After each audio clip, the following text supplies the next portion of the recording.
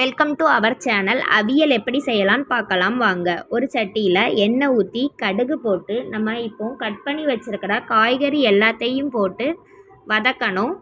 அதுக்கப்புறமா ஒரு கப்பு தண்ணி ஊற்றி அதை க்ளோஸ் பண்ணி வைக்கணும். அது வெந்து வரதுக்குள்ளாடி இப்போ நம்ம மசாலா அரைச்சிடலாம். மசாலா அரைக்க தேவையான பொருட்கள்: தேங்காய் திருவல்,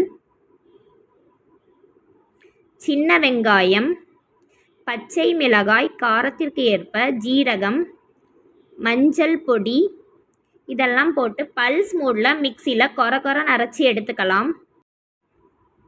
இப்போ காய்கறி அரை வேக்காடு வெந்திருக்கும். இதில் உப்பு போட்டு நம்ம இப்போ அரைச்சி வச்சிருக்கிற மசாலாயையும் போட்டு கிளறி விடவும்.